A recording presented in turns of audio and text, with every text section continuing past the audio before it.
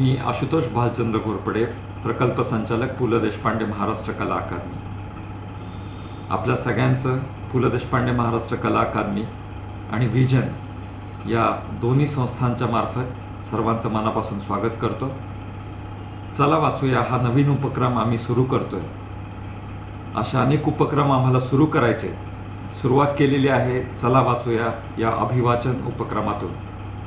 काय आहे हा उपक्रम? कुठेतरी आपली वाचन संस्कृती, नवीन पिढी यामध्ये एक दुरावा दिसतोय। तो दुरावा कमी करण्याचा आमचा हा प्रयोग। नवीन पिढीनं जे नवीन आपले वाचनामध्ये जे पुस्तकांमध्ये, साहित्यामध्ये ज्या गोष्टी येतात त्या नवीन पिढीनं त्यांच्या जवळ जावं आणि त्यांना त्याची जाणीव करून द्यावी, यासाठी आम्ही 21 जून 2015 पासून हा उपक्रम सुरू करतोय। सुरुवातीला आमचा मानस आहे की प्रत्येक महिन्याला कमीत कमी एक तरी असा उपक्रम इथं राबवायचा आहे। पु ल देशपांडे महाराष्ट्र कला अकादमी हे मध्यवर्ती ठिकाण आहे। सुरुवात करतोय मुंबईतून आणि नंतर जर आपला सर्वांचा आशीर्वाद मिळाला तर पूर्ण महाराष्ट्रभर असा उपक्रम राबवण्याची इच्छा आहे। तसेच पु ल देशपांडे महाराष्ट्र कला अकादमी वेगवेगळे उपक्रम राबवते। पु ल युवा महोत्सव, पुलंच्या जन्मदिवसापासून 5 दिवस आम्ही पु ल युवा महोत्सव याच अकादमीमध्ये घेतो। त्यानंतर वेगवेगळे उपक्रम, वेगवेगळे महोत्सव राबवतो, कार्यशाळा घेतो। तर या सर्व गोष्टींचं प्लस अभिवाचन या एक नवीन उपक्रमाची सुरुवात आपण इथून करतोय। व्हिजन श्रीनिवास नार्वेकर आणि पु ल देशपांडे महाराष्ट्र कला अकादमी म्हणजे पूर्ण महाराष्ट्र शासन जे जनतेची सेवा करायला, सांस्कृतिक कलेचं जतन संवर्धन करण्यासाठी आम्ही आपल्याबरोबर आहोत।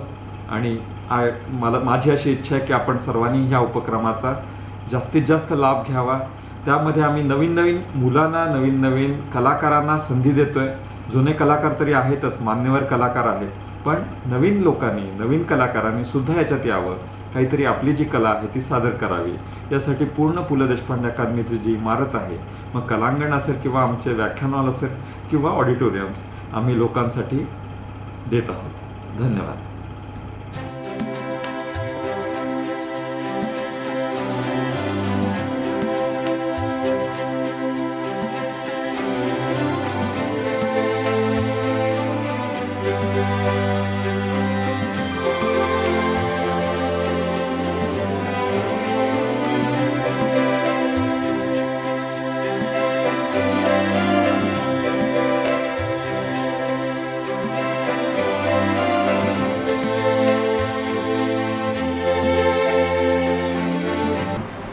नमस्कार, मी श्रीनिवास नार्वेकर, संचालक व्हिजन। पु ल देशपांडे महाराष्ट्र कला अकादमी आणि व्हिजन या दोन्ही संस्थांच्या संयुक्त विद्यमाने चला वाचूया हा अभिवाचन उपक्रम आम्ही सुरू करतोय या जूनपासून। अभिवाचन नाटक आणि वाचन यांच्या सीमारेषेवर असलेला एक प्रकार। म्हणजे नाटकातल्यासारखं अभिनयही करायचा नाही आहे, पण लेखनातलं नाट्य नेमकेपणाने प्रेक्षकांपर्यंत, श्रोत्यांपर्यंत आपल्याला पोहोचवायचं। कायिक अभिनयाची मर्यादा ओलांडायचीही नाही आहे, तरीसुद्धा आपण वाचत असलेल्या साहित्यातून वाचिक अभिनय, कायिक अभिनय लोकांपर्यंत पोहोचायला हवा। वाचिक अभिनय हा या अभिवाचन प्रकारातला अत्यंत महत्त्वाचा घटक।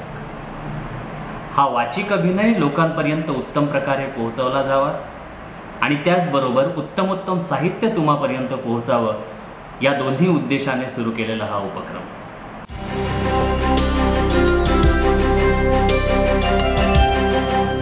पण या कार्यक्रमात कविता वाचत असताना एक गमतीशीर गोष्ट लक्षात आली।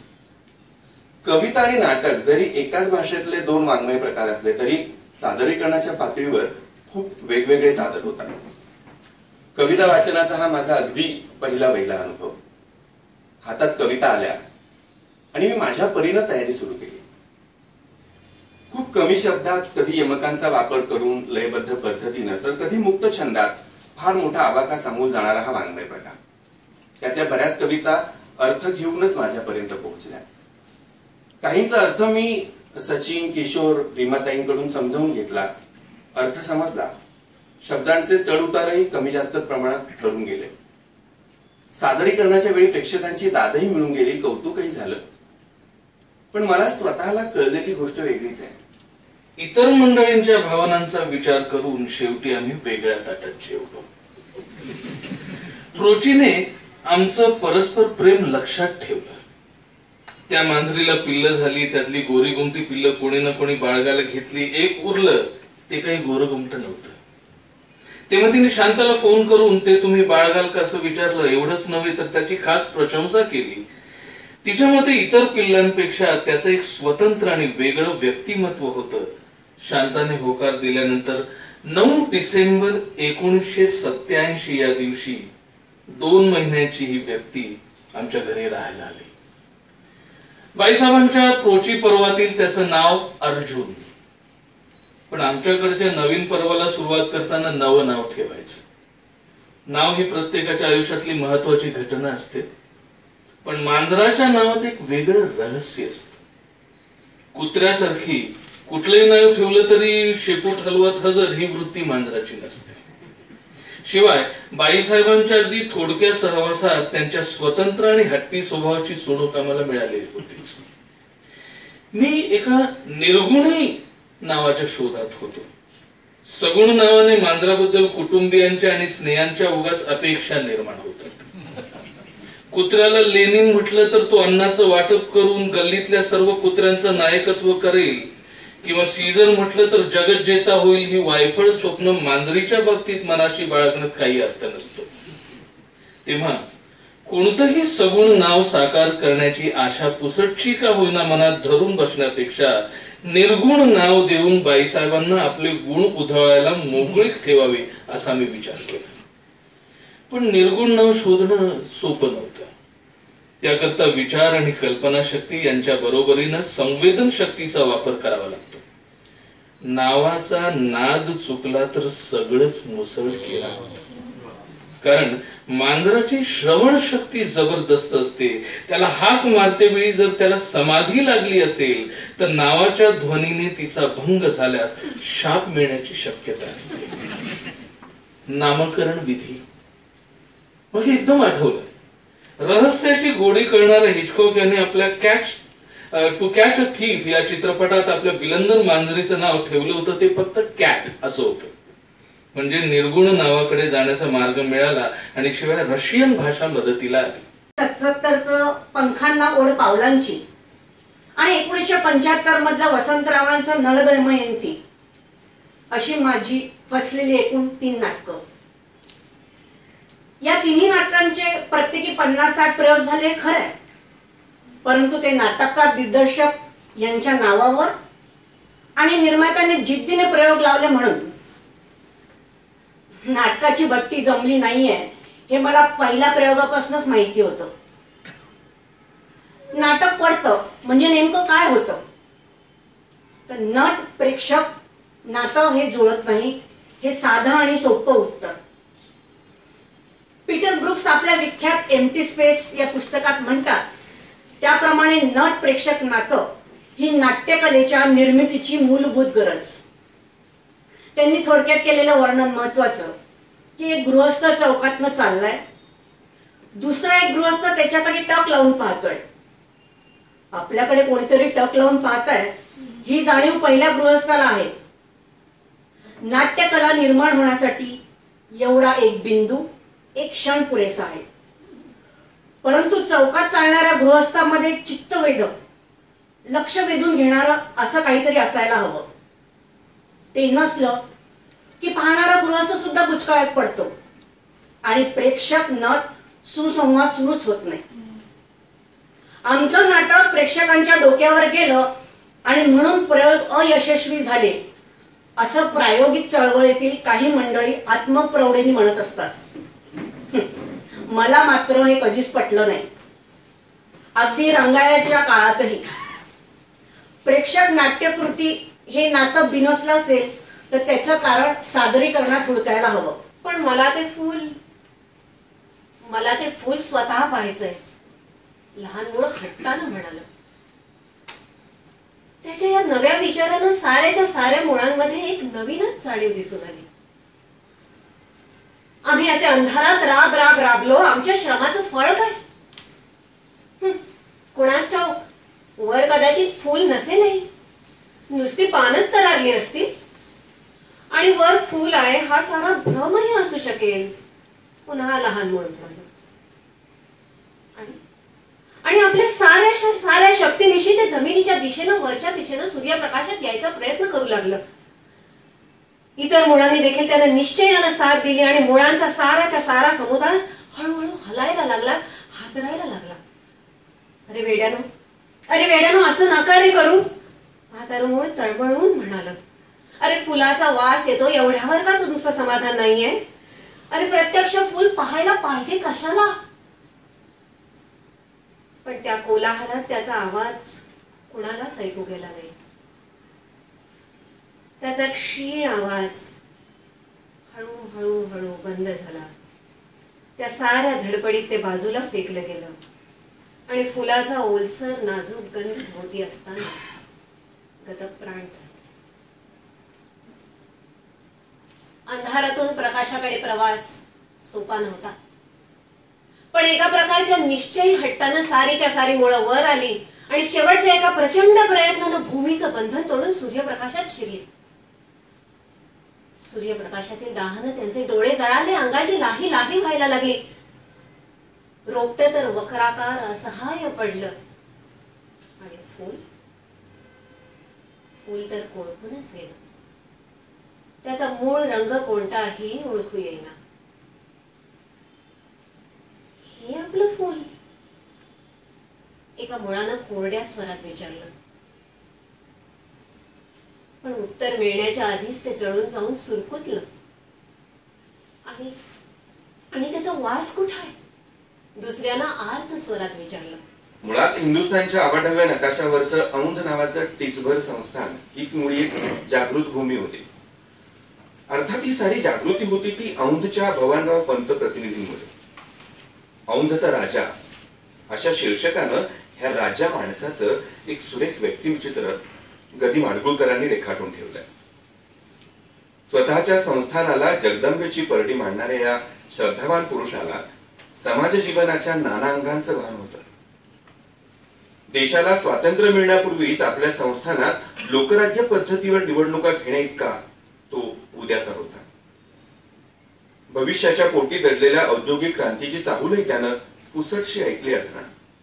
त्यामुळेच लक्ष्मणराव किर्लोस्कर नावाच्या धडपड्या हुन्नरी यंत्रज्ञाच्या स्वाधीन त्यानं आपल्या हद्दीतला एक माळ करून टाकला. त्या प्रतिभावंतांनाही तिथं उभी केली एक नीटनेटकी आटोपशीर सुसंस्कृत वस्ती. त्यानं नुसती औद्योगिक वसाहत स्थापली नाही, एक जिवंत गाव उभा केला. तेच माझं जन्मस्थान वाडी. वाडी सोडल्याला आता 15 वर्ष झाली. आता ती खूप बदलली म्हणतात, पण माझ्या डोळ्यासमोर आहे ते मात्र तेच जुनं रूप.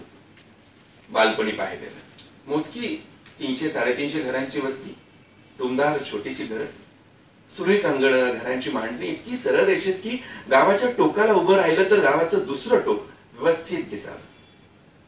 भरपूर झाडी, तीही अशी मजेदार की गावात वावरताना जाणवणार नाही, पण थोडासा टॉप अँगल लावला की लक्षात येईल सगळा गाव बहुतेक झाडाखालीच लपलाय.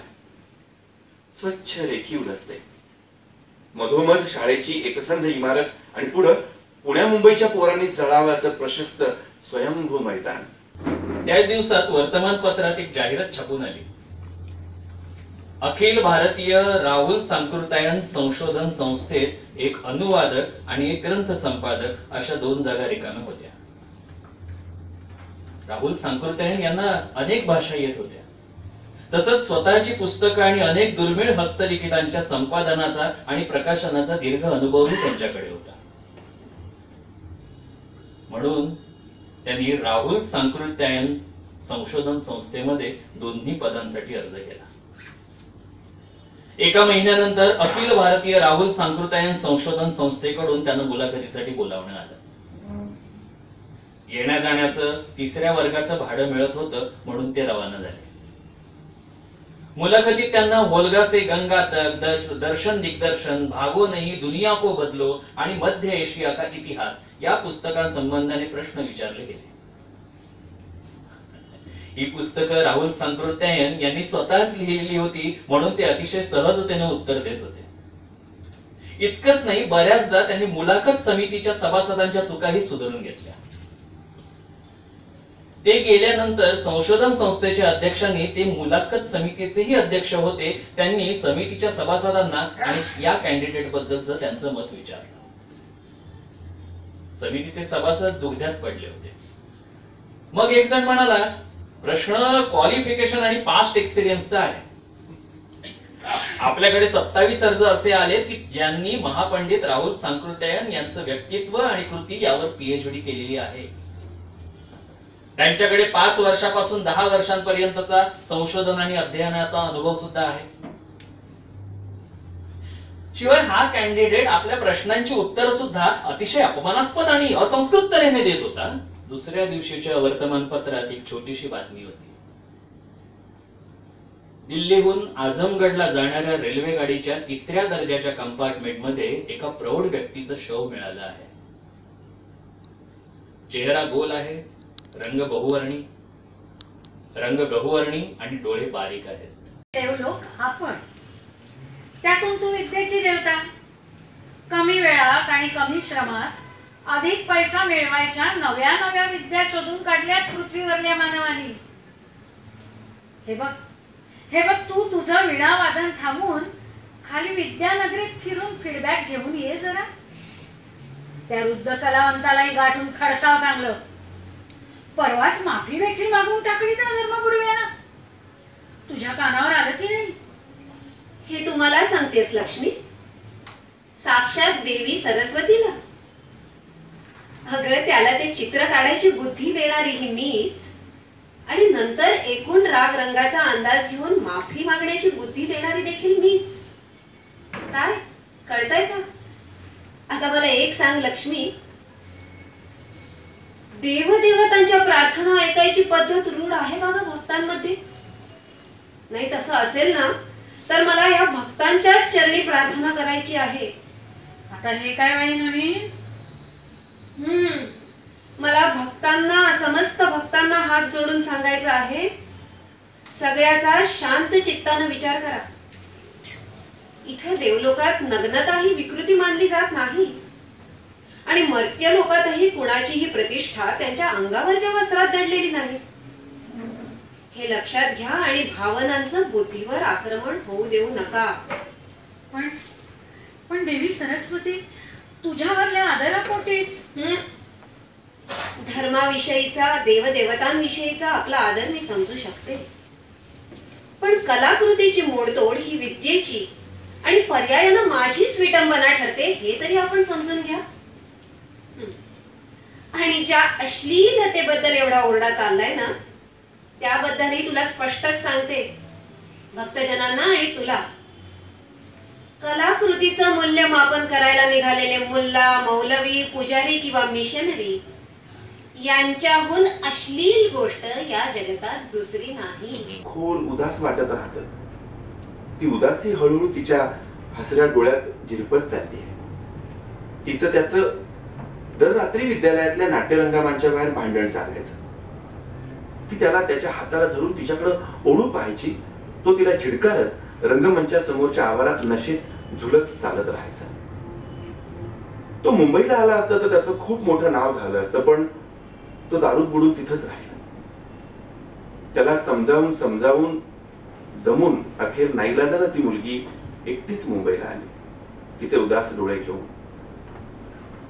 हे सगळं बघून मला सिगरेट इतकाच दारूचाही तितकारा वाटायला लागला.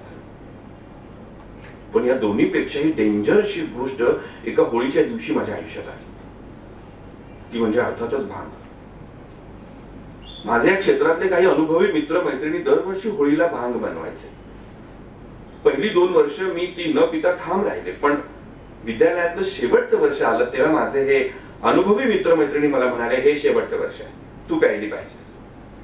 मी नेहमीसारख्या अनेक नकार घंटा वाजवल्या, पण यावेळी त्या मित्रमैत्रिणींचा आवाज जरा जास्तच मोठा होता. मलाही मग वाटलं, अभिनेत्री म्हणून आपल्याला एकदा तरी अनुभव हवा. व्यसनाची तकलादू कारण मीमांसा. मी तेव्हा लहानच होते. कुणीतरी मला सांगितलं, भांग जपून पिया, नंतर मुलं फायदा उठवतील तुझा. कळायचं पण नाही. झालं घाबरुद्दीन शर्मा झाला माझा. माझ्या एका न पिणाऱ्या मैत्रिणीची नेमणूक मी होळीच्या दिवशी माझ्यावर लक्ष ठेवण्यासाठी केली. मी पीत असताना तिने माझ्यावरून डोळे हटवायचे नाही तशी सक्त ताकीद देऊन ठेवली. हळूहळू वातावरण तापू लागले. मोठ्यांदा गाणी लावून लोक भांग पीत नाचू गाऊ लागले. मी पहिला ग्लास तोंडाला लावला. अप्रतिम चव, आनंदात पाहिजे, काहीच झालं नाही. मैत्रीण जवळच्याच एका दगडी बाकावर बसली होती. तिच्या दिशेने पाहिलं तिनं, मी पाहते अशा अर्थाचा हात केला. दुसरा ग्लास घेतला. स्वर्गीय चव, पिऊन टाक. खर तर सगळ्या अनुभवी लोकांनी आधीच सांगितलं होतं भांग उशिरा चढते. पहिल्यांदा पितेच फक्त 2 ग्लास पी. पण माझं डोकं आणि त्याच्या आतली बुद्धी दोन्ही आता तरंगायला लागलं. मला वाटायला लागलं, वा, आपण भन्नाट शक्तिमान दिसतोय, आपल्याला तर जडतच नाही. तिसरा ग्लास घेतला. तो अर्धा प्यायला तोच कुणीतरी मिठाई हातात ठेवली. ती खाल्ली आणि अचानक ब्रह्मानंदी टाळी लागली. मेरे भाई साहब मुझसे 5 साल बड़े थे, लेकिन केवल 3 दर्जे आगे थे. उन्होंने भी उसी उम्र में पढ़ना शुरू किया था जब मैंने शुरू किया था. लेकिन तालीम जैसे महत्व के मामले में वो जल्दबाजी से काम लेना पसंद नहीं करते.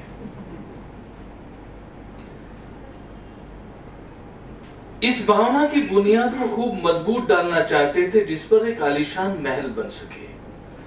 1 साल का काम 2 साल में करते थे, कभी कभी 3 साल भी लग जाते थे. बुनियाद ही पुख्ता ना हो तो मकान कैसे पायदार बने. मैं छोटा था, वो बड़े थे. मेरी उम्र 9 साल की थी, वो 14 साल के थे. उन्हें मेरी तंबीह और निगरानी का पूरा जन्मसिद्ध अधिकार था और मेरी शालीनता इसी में थी कि उनके हुक्म को कानून समझूं. वो स्वभाव के बड़े अध्ययनशील थे. हरदम किताब खोले बैठे रहते, हर दम किताब खोले बैठे रहते. और शायद दिमाग को आराम देने के लिए कभी कापियों पर, किताबों के हाशियों पर चिड़ियों, कुत्तों, बिल्लियों की तस्वीरें बनाया करते थे. कभी कभी एक ही नाम या शब्द या वाक्य 10-20 बार लिख डालते थे. कभी कभी ऐसी शब्द रचना करते थे जिसमें न कोई अर्थ होता था न सामंजस्य. मसलन एक बार उनकी कापी पर मैंने ये इबारत देखी, स्पेशल, अमीना, दरअसल, भाइयों भाइयों, राधेश्याम, श्रीयुत राधेश्याम, 1 घंटे तक. इसके बाद एक आदमी का चेहरा बना हुआ था और उनसे पूछने का साहस भी नहीं हुआ. वो 9वीं जमात में थे, मैं 5वीं में था. उनकी रचनाओं को समझना मेरे लिए छोटे मुंह बड़े. मेरा जी पढ़ने में बिल्कुल नहीं लगता. कभी 4 दीवारी पर चढ़कर नीचे कूद रहे, कभी फाटक पर सवार उसे आगे पीछे करते हुए मोटर कार का आनंद उठा रहे. लेकिन कमरे में आते ही भाई साहब का वो रौद्र रूप देखकर मेरे प्राण सूख जाते. उनका पहला सवाल होता, कहाँ थे. हमेशा यही सवाल इसी ध्वनि में हमेशा पूछा जाता था, जिसका जवाब मेरे पास केवल मौन था. न जाने मेरे मुंह से क्यों नहीं निकलता कि बाहर जरा खेल रहा था. मेरा मौन ही उनसे कह देता कि मुझे अपना अपराध स्वीकार है. और फिर भाई साहब के लिए इसके सिवा कोई इलाज नहीं रह जाता कि स्नेह और रोज से मिले शब्दों में मेरा सत्कार करें. इस तरह अंग्रेजी पढ़ोगे तो जिंदगी भर पढ़ते रहोगे और हर्फ नहीं आएगा. अंग्रेजी पढ़ना कोई हंसी खेल नहीं है, जो चाहे पढ़ ले. नहीं ऐरा गहरा नत्थु कहरा सभी अंग्रेजी के विद्वान हो जाते.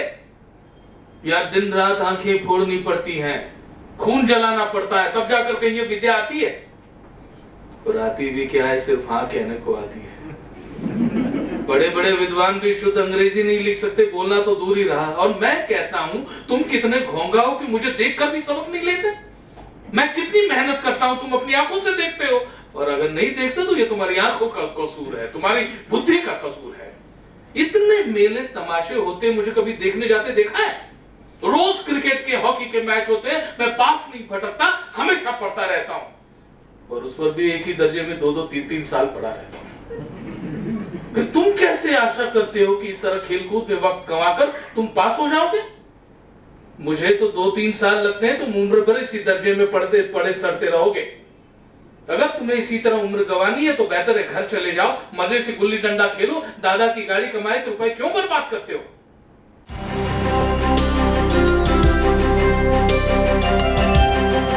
अभिवाचन उपक्रमामध्ये आम्ही जसं प्रसिद्ध कलावंतांना, प्रसिद्ध अभिवाचकांना निमंत्रित करणार आहोत, तसंच नवोदित कलावंतांना, नवोदित अभिवाचकांना किंवा अभिवाचनाची इच्छा असणाऱ्यांना सुद्धा आम्ही निमंत्रित करणार आहोत, त्यांना संधी देणार आहोत. सो तुम्ही, आम्ही, आपण सगळ्यांनी एकत्र येऊन हा उपक्रम राबवायचा आहे, वाढवायचा आहे.